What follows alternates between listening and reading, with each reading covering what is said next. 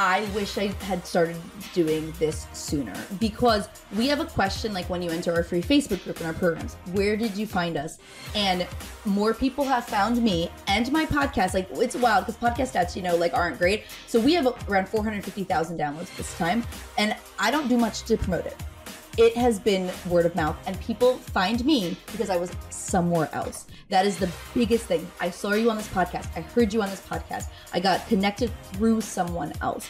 And so there's so many things I've learned, but I think if you're nervous, just getting out there, well, one, if your people are podcasters or wherever you're going, like that's where you want to go find them, right? My people listen to podcasts, so I'm like, let me get on them.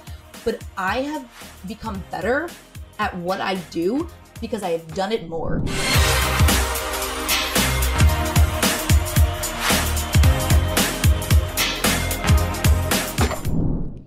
Yay, I'm so excited for this week's episode of the Small Business PR Podcast.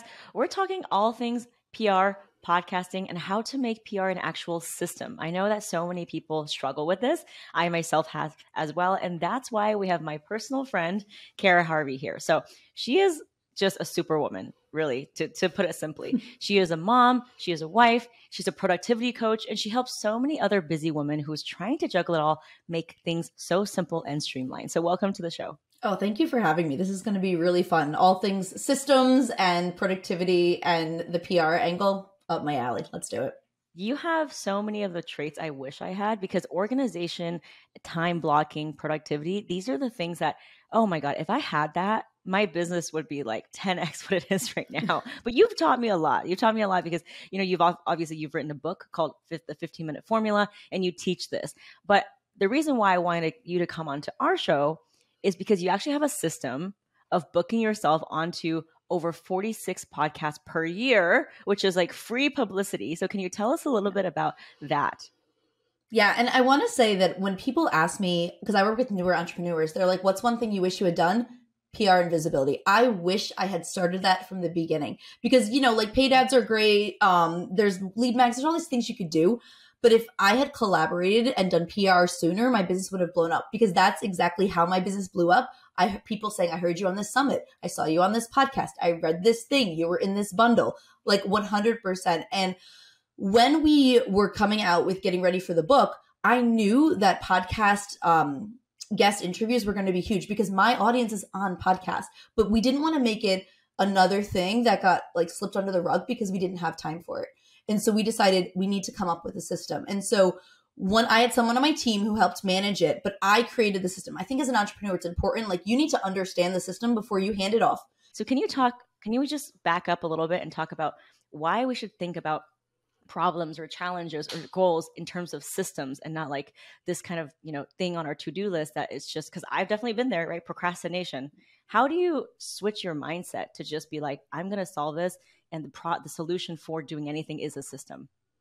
Yeah, 100%. I think our brains become super drama filled because we get so overwhelmed. When you look at a big project, our brain is trying to keep us safe, right? And it's like, oh no, I can't handle this because if I do this, I won't be able to do X, Y, Z.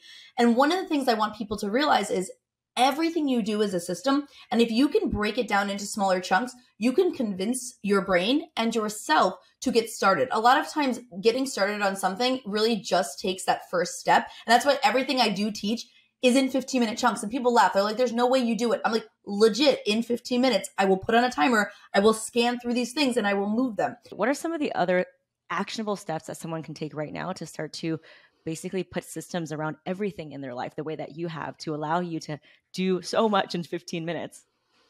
Yeah, I think when you're looking at your business and you want to look at all of the departments, I do batch days in my work, and it helps me a lot. Like Thursdays tend to be my podcast days. So what I recommend you do before the week starts, and if you could do it before the month, but sometimes that's too big for people, is to ask yourself, what are all the tasks you need to do to accomplish this? We call them outcome goals, right? Get on the podcast, versus the process goal, the steps to get there.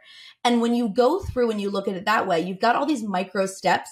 Then it just becomes math. So I teach a system of numerical goals that really helps get you out of your head, because again, it's math. What have you learned about doing podcasts versus, because you've done all the things, right? You've done all the things for your visibility, for your book. You still focus on podcasts and organic visibility. is there something that you want people to know who maybe are not sure that organic PR is for them to just at least give it a try? Because I think so many people are like, I don't know what I'm going to say. I'd rather spend time on Instagram. They're so afraid of that rejection that they just don't even start this journey of pitching themselves. I like I said to start this, I wish I had started doing this sooner, because we have a question like when you enter our free Facebook group in our programs, where did you find us? And more people have found me and my podcast. Like, it's wild because podcast stats, like aren't great. So we have around 450,000 downloads this time, and I don't do much to promote it. It has been word of mouth, and people find me because I was somewhere else. That is the biggest thing. I saw you on this podcast. I heard you on this podcast. I got connected through someone else. And so there's so many things I've learned, but I think if you're nervous, just getting out there, well, one, if your people are podcasters or wherever you're going, like that's where you want to go find them, right? My people listen to podcasts. So I'm like, let me get on them. But I have become better at what I do because I have done it more. Right. And it's scary. The first podcast interview, I'm sure I was terrible. Like it was probably rambly and I didn't know what I was talking about.